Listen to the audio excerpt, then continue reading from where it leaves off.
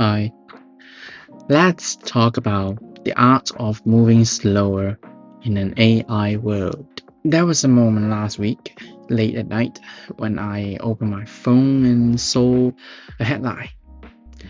This AI can now do what took you 10 years to learn in 10 seconds. And for a second, I felt that familiar pull in my chest. The thought, am I already behind? Is everything I've spent years building suddenly obsolete? But then I paused, I put the phone down, and I asked myself a different question. If the world keeps accelerating, if machines keep getting faster and smarter and even more efficient, what is left for me to be? Not what I can do, but what I am. If everything gets faster, who will you be? But we live in a world that asks us to evolve as quickly as our tools. Every week, there's a new update, every month, a new model, every year, a whole new industry reshaped by AI. And the message is quiet, but it's loud. Keep up, learn faster, output more, don't fall behind. So we do. We download the new app, we read the latest article, we try to optimize our mornings, our evenings, our thinking. But here's what no one talks about. When you try to move at the speed of the machine, you start to forget what it feels like to move at the speed of a human. There was a time when being slow just meant being lazy. Now, in a world where AI can answer faster than I can think, being slow feels almost rebellious. It feels like a choice, not a failure, not a weakness, but a decision. I'm not a machine. I will not move at its pace. Here's the thing about AI and fast tech. They will never stop changing. They will never slow down. That is not a bug. That is the point. Machines are built to optimize, to accelerate, and to do more in less time. But human lives are not built for optimization. Human lives are built for depth, for long mornings that don't need to be measured, for conversations that meander and don't produce anything useful, for art that is imperfect, messy, and takes years to understand, for music that is felt in the body, not just processed by the ear, for the kind of thinking that happens slowly while walking, while sketching, while staring at a window.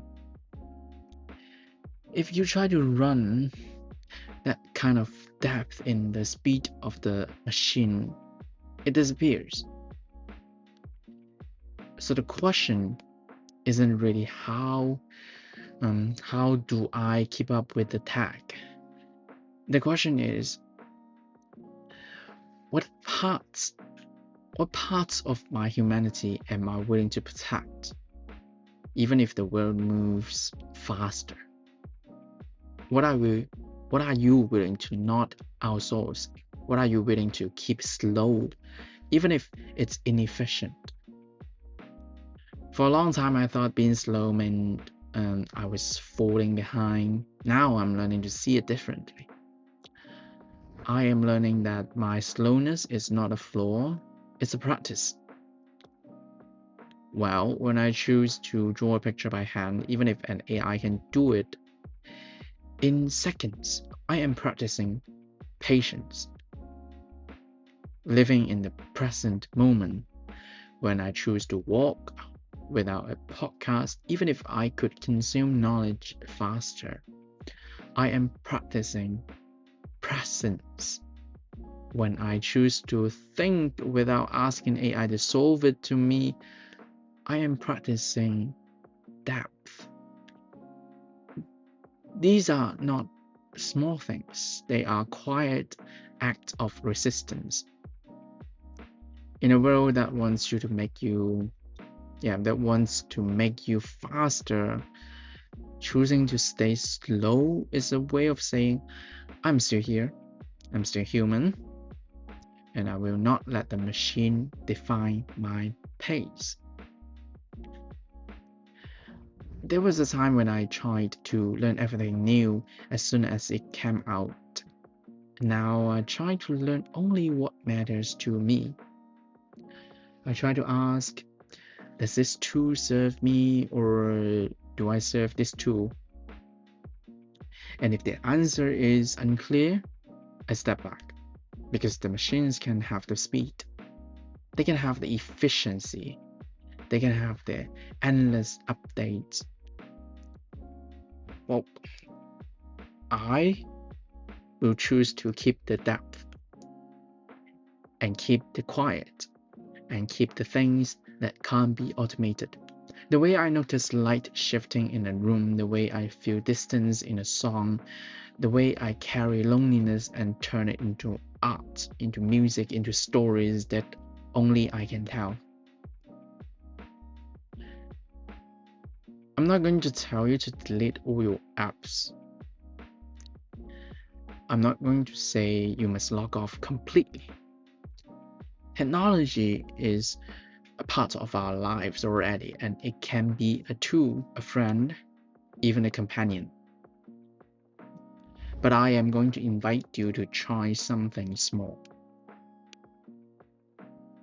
First, create a slow zone in your day. Maybe it's writing a letter by hand, maybe it's walking without checking your phone, maybe it's playing an instrument badly, just to feel the sound in your hands.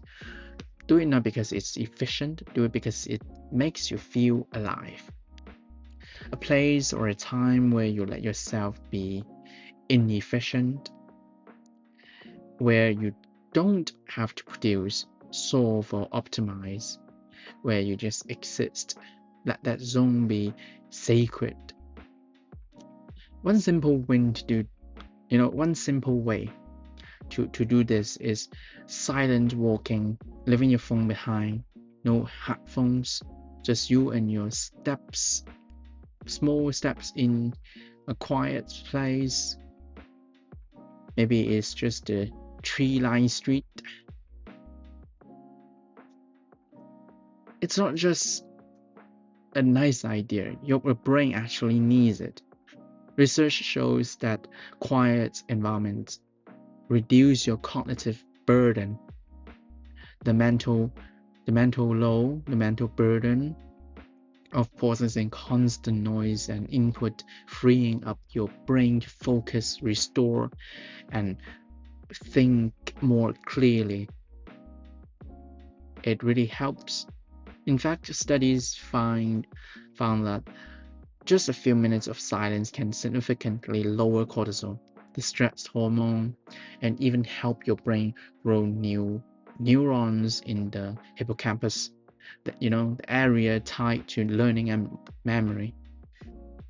When you add walking to that silence, the effect deepens.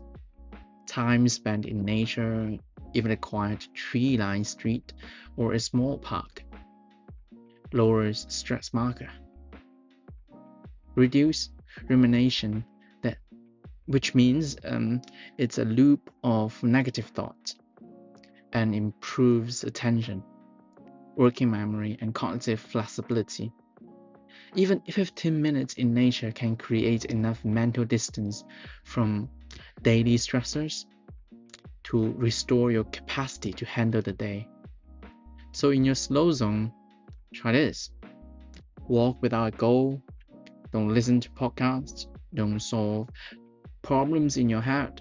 Just walk, breathe, and let your mind rest in the quiet. You're not wasting time. You're giving your brain exactly what it needs to detach from the machine's pace and remember what it feels like to be human again. In a world that never stops updating, you're allowed to pause. You're allowed to be slow. Your mind is not a machine to be optimized. It's a living thing that needs silence, space, and a quiet walk to thrive. Now, second, ask yourself before every new tool, will this help me to be more human or just more efficient? If it only makes you faster, maybe you don't need it at all. If it gives you more time for the things you care about, maybe it's worth it. You don't have to do this perfectly, you don't have to do it every day. Just enough to remember you're not a machine. You are a person who learns, feels, and changes at your own pace. The world will keep accelerating. The updates will keep coming. The headlines will keep saying everything has changed. And that's okay. We don't have to match that speed to be worthy. We don't have to be fast to be valuable. Because at the end of the day, what we leave behind isn't a list of skills we master. It's not a count of how many tools we learned. What we leave behind is how we lived while the world was moving. Did we stay present? Did we stay kind with the person we loved? Did we stay deep? So the next time you feel that pull to keep up, to learn faster, to do more, to work more, put the phone down, breathe, and ask yourself, if everything gets faster, who will I be? And maybe, just maybe, you realize you don't have to be faster. You just have to be you. The machines can have the speed. We'll keep the depth. Thank you. See you next time.